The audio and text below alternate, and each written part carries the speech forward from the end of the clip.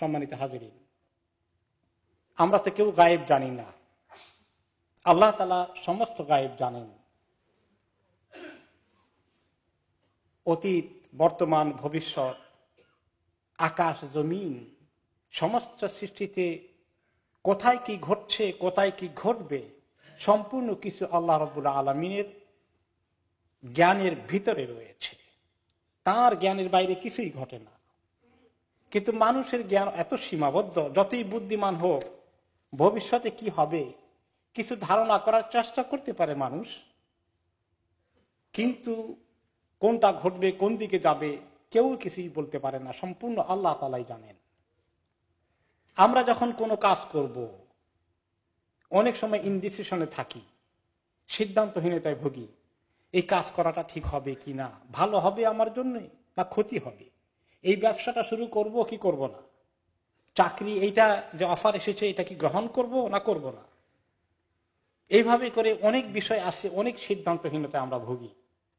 ইনডিসিশনে মানুষের অনেক কষ্ট হয়ে যায়, অনেক সময় কোনটা করবে ভেরি কনফিউজ হয়ে যায়। এই সমস্ত বিষয়ে আল্লাহ আমাদেরকে অসহায় করে ছেড়ে দেননি, তিনি আমাদের প্রতি অনেক দয়া করেছেন। এই বিষয়ে তিনি আমাদের কি করতে হবে শিখিয়ে দিয়েছেন নবী করিম সাল্লাল্লাহু আলাইহি ওয়াসাল্লাম হাদিসের মাধ্যমে। সহিহ বুখারী হাদিস এসেছে, রাসূলুল্লাহ সাল্লাল্লাহু আলাইহি ওয়াসাল্লাম সাহাবী জাবের রাদিয়াল্লাহু আনহু বলেন যে তিনি আমাদেরকে ইস্তিখারার দোয়াটা এভাবে শিখিয়েছেন, বা তিনি আমাদেরকে প্রত্যেকটি বিষয়ে ইস্তিখারা করার জন্য এত তালিম দিয়েছেন, এত গুরুত্ব দিয়েছেন, যেভাবে তিনি আমাদেরকে নামাজের সূরা শিখানোর ব্যাপারে গুরুত্ব দিয়েছেন, যে কোনো কাজ করার আগে অবশ্যই তোমরা ইস্তিখারা করবে। তিনি বলেছেন তোমাদের কেউ যখন কোনো বিষয় করার চিন্তা করে, কোনো একটি কাজে নামার চিন্তা করে, তাহলে তার আগে সেই জন্য 2 রাকাত নফল নামাজ পড়ে নেয়, এরপরে একটি দোয়া করে আল্লাহ তাআলার কাছে।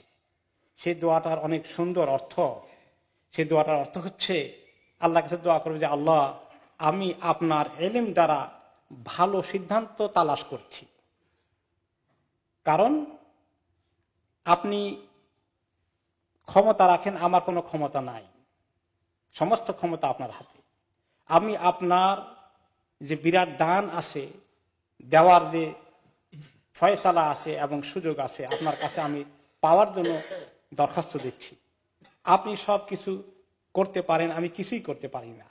আপনি সব জানেন, আমি কিছুই জানি না। আপনি অত্যন্ত গায়েব, ভবিষ্যতে কি ঘটবে সবকিছু আপনি জানেন।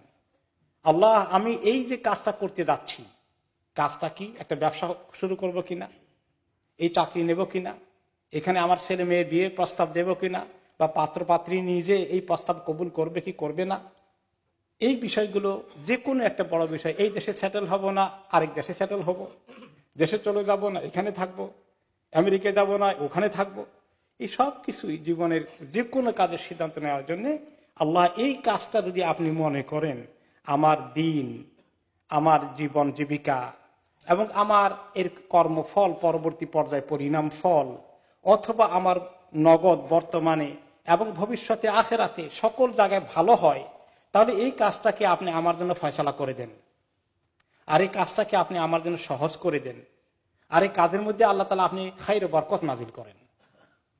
আর আল্লাহ, আপনি যদি মনে করেন এই বিষয়টা আমার জন্য খারাপের কারণ হবে, অকল্যাণ হবে, আমার দিনদারির মধ্যে, আমার জীবন জীবিকার মধ্যে এবং আমার পরিণাম ফলের দিক থেকে, অথবা আমার দুনিয়া এবং আখিরাতের বর্তমান এবং ভবিষ্যতের সবকিছুই খারাপ হওয়ার সম্ভাবনা আছে কোনো জায়গায়, তাহলে আপনি আল্লাহ এই জিনিসকে আমার থেকে সরিয়ে নেন, আমাকে ওই বিষয় থেকে সরিয়ে নিয়ে আসেন, আর যেখানে খায়ের কল্যাণ আছে আল্লাহ আপনি সেখানে আমার জন্য ফয়সালা করে দেন।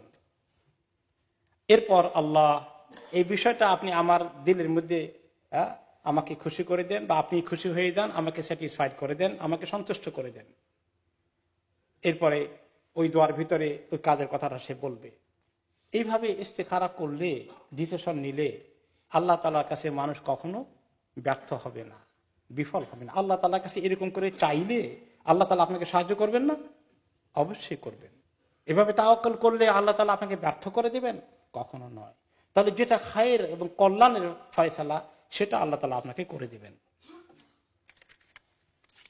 এখন এই যে ইস্তিখারা করা, এই করার ক্ষেত্রে আল্লাহ তাআলার কাছে সাহায্য চাওয়া, তার পাশাপাশি মানুষের কাছেও যারা বুদ্ধিমান, যারা জ্ঞানী, যাদের ইলম আমল আছে তাদের কাছ থেকে পরামর্শ নেওয়া, মুরব্বীদের কাছ থেকে, এটাও ভালো। দুটোকেই আল্লাহ তাআলা পছন্দ করেছেন। সূরা আলে ইমরানে 159 নম্বর আয়াতে আল্লাহ তাআলা বলেছেন, ওয়াশাবিরহুম ফিল আমর ফাইযা আযামতা ফাতাওয়াক্কাল আলাল্লাহ। তাদের সঙ্গে পরামর্শ করেন, যারা পরামর্শ হক রাখে, পরামর্শ দিতে পারে, তাদের সঙ্গে পরামর্শ করা, এরপরে আল্লাহ তাআলার উপর তাওয়াক্কুল করা। এই ইস্তিখারা একটা বড় সুন্নাত আমল। নবী করিম সাল্লাল্লাহু আলাইহি ওয়াসাল্লাম সাহাবায়ে কেরামকে এমনভাবে শিখিয়েছেন, কোরআনের সূরা মুখস্থ করতে যেভাবে তাকিদ করেছেন, ইস্তিখারার নামাজের ব্যাপারে এভাবে তাকিদ করেছেন। আমরা জীবনে অনেক সিদ্ধান্ত নিয়েছি, কয়বার ইস্তিখারা করেছি, ঠিক হয় না। যে ব্যক্তি ইস্তিখারা করে সে ব্যক্তি কখনো আফসোস করবে না, ক্ষতিগ্রস্ত হবে না। তো ইস্তিখারাটা করার নিয়মটা কি? যে কোনো সময়, কোনো ফিক্স টাইম নাই, যে কোনো সময় 2 রাকাত নামাজ পড়ে, নফল নামাজের মতো, কোনো খাস সূরা নাই। কেউ কেউ বলেছেন প্রথম রাকাতে কুল ইয়া আইয়ুহাল কাফিরুন, দ্বিতীয় রাকাতে কুল হুয়াল্লাহু আহাদ, কিন্তু হাদিসে স্পেসিফিক এরকম কিছু আসেনি। পড়তে পারেন। এরপরে মনোযোগ দিয়ে যখন নামাজ শেষ হয়ে যাবে, তারপরে এই ইস্তিখারার দোয়াটা মুখস্থ না থাকলে বই থেকে, কিতাব থেকে দেখে আপনি পড়েন, অর্থটাকে ভালো করে বুঝে বুঝে পড়েন। এই হলো সহিহ তরিকায় সুন্নতি ইস্তিখারা। কিন্তু আমাদের সমাজে দেখা যায় প্রায় মসজিদের লোকেরা আসে বা ফোন করে, ইমাম সাহেব আপনাকে দিয়ে ইস্তিখারা করাতাম, ভায়া মিডিয়া ধরে। আল্লাহ তাআলার নবী করিম সাল্লাল্লাহু আলাইহি ওয়াসাল্লাম বলেছেন, যখন তোমরা কোনো সিদ্ধান্ত নাও তখন তোমরা ইস্তিখারা করো আল্লাহর কাছে। আরেকজনকে গিয়ে ধরো ইস্তিখারার জন্য, কোন হাদিসে আছে? আমাদের সমাজে কিছু ব্যাপার স্যাপার আছে যেগুলো আমরা এই কোরআন হাদিসের আমল করতে গিয়ে একটু উল্টাপাল্টা করে ফেলবো, আমরা সোজা তরিকে আমল করব না। কিছু লোকের আমাদের এরকম ধারণা হয়ে গেছে। সহিহ তালিমের অভাবে আমাদের সমাজে অনেক কুসংস্কার ঢুকে গেছে। ইসলামে কোনো মধ্যস্বত্ব কেউ নাই, মিডল ম্যান নাই। আপনি সরাসরি আল্লাহর সঙ্গে আপনার সম্পর্ক হবে। কেউ মনে করে আমি তো নামাজই ঠিক মতো পড়ি না, গুনাহগার মানুষ, আমার ইস্তেখারা হবে কিনা। আরে আল্লাহ, তো আপনার এটাই তো প্রথম সিদ্ধান্ত হয়েছে। আপনি এটাই আল্লাহর কাছে বলেন যে আল্লাহ, আমি তো এতদিন নামাজও পড়ি নাই ঠিক মতো, আমি অনেক গুনার মধ্যে আছি, আমি এখন তোমার কাছে আসছি, তওবা করছি, তোমার কাছে সাহায্য চাই। আল্লাহ আল্লাহ তাআলা কি আপনার জন্য দরজা বন্ধ করে দেবেন? বরঞ্চ দরজা খোলার রাস্তায় আপনি চলে এসেছেন। চমৎকার সুযোগ আল্লাহ তাআলার সঙ্গে আপনার সম্পর্ক কায়েম করা। আপনি আল্লাহর কাছে আপনি এসেছেন, অনুতপ্ত হয়েছেন, এতেই আল্লাহ তাআলা খুশি হয়ে গেছেন।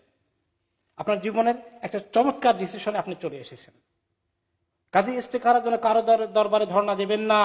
আপনি 2 রাকাত নামাজ পড়ে আল্লাহর দরবারে ধর্ণা দিবেন।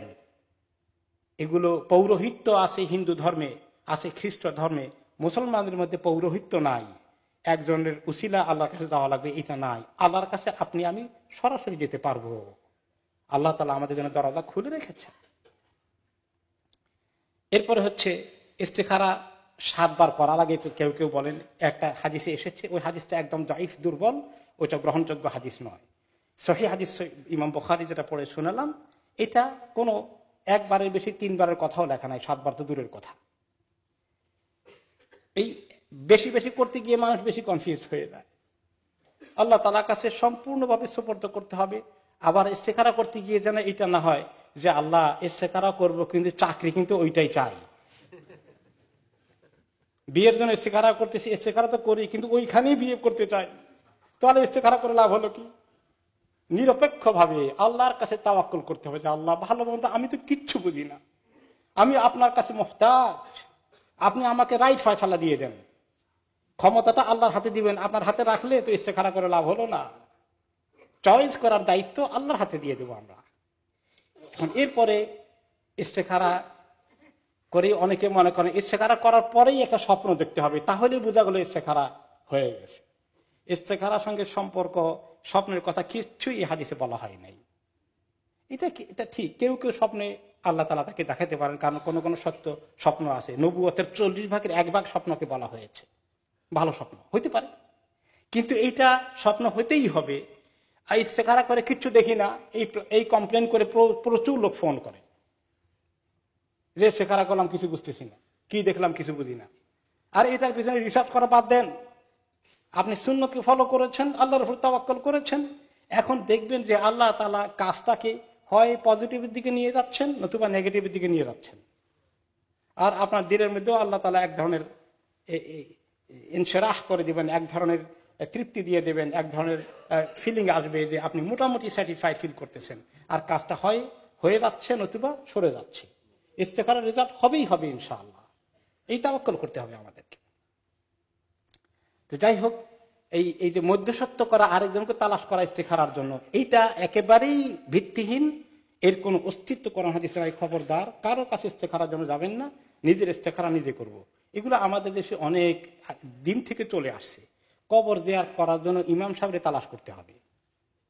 আমার আবার কবর আমি জিয়ারত করব, আরেকজনকে কি করবে? হ্যাঁ, যদি অনেক লোক নিজের ইচ্ছায় যায়, সে কবর জিয়ারত করার জন্য ভালো, কিন্তু আমি আরেকজনকে হায়ার করে নিতে হবে।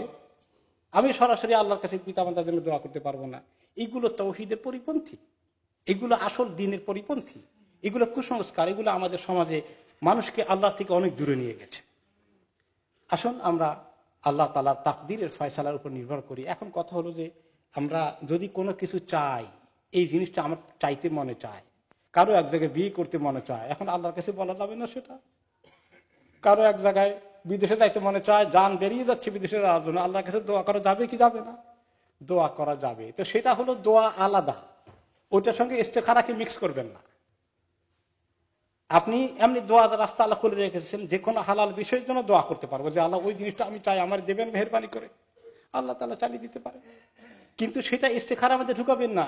ইস্তেখারা যখন করব, তখন এটা ভালো কি মন্দ আল্লাহ সমস্ত দায়িত্ব আপনাকে দিলাম, আমার মানে খুব চায় এটাকে চাপা দিয়ে রাখতে হবে, এখন আল্লাহর হাতে দিয়ে দেব। আর অন্য সময় যখন সাধারণ দোয়া করি, তখন আমার মনে কোনো কিছু হাজত থাকলে আল্লাহর কাছে আমি চাইতে পারি, সেটা ইস্তেখারা নয়, সেটা দোয়া করা। আল্লাহ তাআলা আমাদেরকে তৌফিক দান করুন।